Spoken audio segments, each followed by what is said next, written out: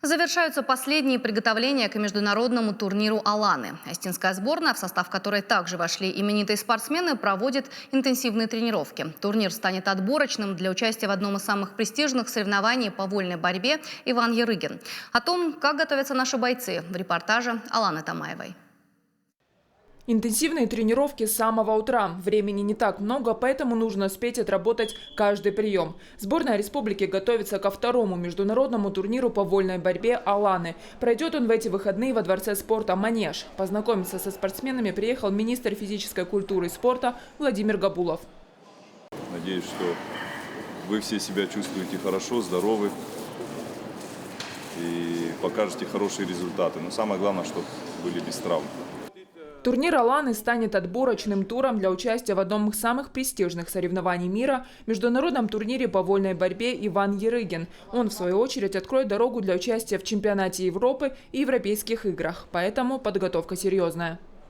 Мы очень тщательно, целенаправленно готовились к этому турниру.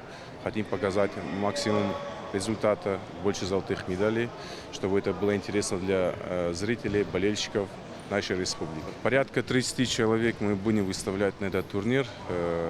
Опытных ребят около 10-15 человек. А все другие ребята – наша перспективная молодежь, на которых мы надеемся в будущем.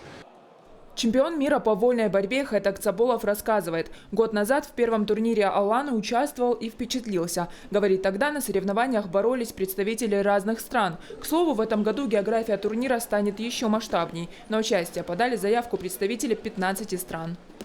В целом соревнования прошли на высшем уровне. Давно у нас не было таких соревнований, и всегда хотелось бы дома выступать именно на высоком уровне именно.